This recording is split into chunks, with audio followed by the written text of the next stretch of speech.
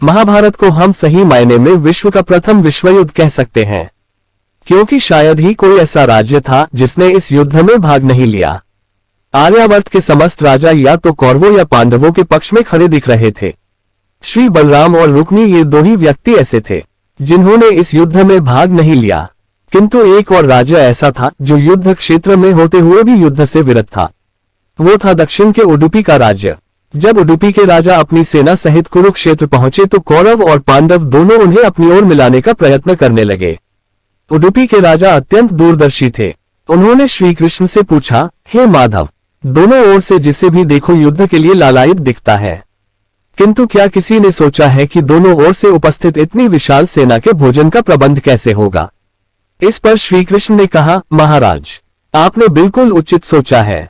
आपके इस बात को छेड़ने पर मुझे प्रतीत होता है कि आपके पास इसकी कोई योजना है। अगर ऐसा है तो कृपया बताएं। इस पर उडुपी नरेश ने कहा, हे वासुदेव, ये सत्य है, भाइयों के बीच हो रहे इस युद्ध को मैं उचित नहीं मानता। इसी कारण इस युद्ध में भाग लेने की इच्छा मुझे नहीं है, किंतु ये युद्ध अब टाला नहीं जा सकता। इसी कारण मेरी ये इच्छा है कि मैं अपनी पूरी सेना के साथ यहाँ उपस्थित समस्त सेना के भोजन का प्रबंध करूं। इस पर श्री कृष्ण ने हर्षित होते हुए कहा, महाराज, आपका विचार अति उत्तम है। इस युद्ध में लगभग 50 लाख योद्धा भाग लेंगे, और अगर आप जैसे कुशल राजा उनके भोजन के प्रबंधन को देखेगा तो हम उस ओर से निश्चिंत ही रहेंगे। वैसे भी मुझे पता है कि सागर जितनी इस विशाल सेना के भोजन का प्रबंध करना आपके और भीमसेन के अतिरिक्त और किसी के लिए भी संभव ही नहीं है। भीमसेन इस युद्ध से विरत हो नहीं सकते, अतः मेरी आपसे प्रार्थना है कि आप अपनी सेना सहित दोनों ओर की सेना के भोजन का भार संभालिए। इस प्रकार उडुपी के महाराज ने सेना के भोजन का प्रभार संभाला। पहले दिन उन्होंने उपस्थित सभी योद्धाओं के लिए भोजन का प्रबंध किया। उनकी कुशलता ऐसी थी कि दिन के अंत तक अन्न का एक दाना भी बर्बाद नहीं होता था। जैसे जैसे दिन बीतते गए योद्धाओं की संख्या भी कम होती गई।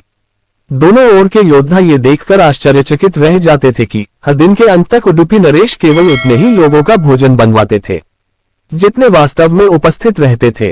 किसी को समझ नहीं आ रहा था कि आखिर उन्हें ये कैसे पता चल जाता है कि आज कितने योद्धा मृत्यु को प्राप्त होंगे, ताकि उस आधार पर वे भोजन की व्यवस्था करवा सकें।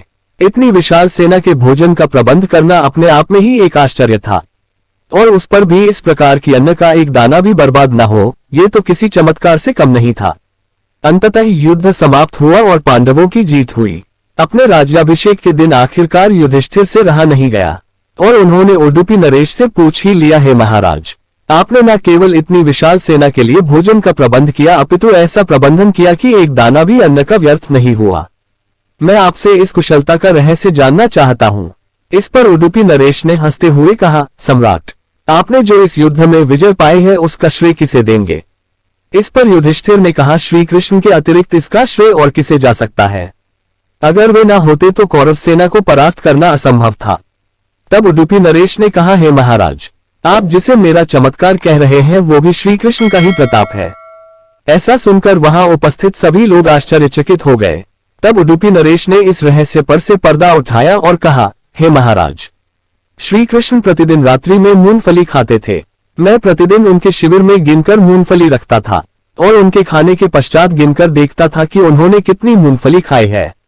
वे जितनी मूंगफली खाते थे उससे ठीक 1000 गुना सैनिक अगले दिन युद्ध में मारे जाते थे। अर्थात अगर वे 50 मूंगफली खाते थे तो मैं समझ जाता था कि अगले दिन 50,000 योद्धा युद्ध में मारे जाएंगे। उसी अनुपात में मैं अगले दिन भोजन कम बनाता था। यही कारण था कि कभी भी भोजन व्यर्थ नहीं हुआ। श्री कृष्ण के इस चमत्कार को सुनकर सभी उनके आगे नतमस्तक हो गए। ये कथा महाभारत की सबसे दुर्लभ कथाओं में से एक है। कर्नाटक के उडुपी जिले में स्थित कृष्ण मठ में ये कथा हमेशा सुनाई जाती है।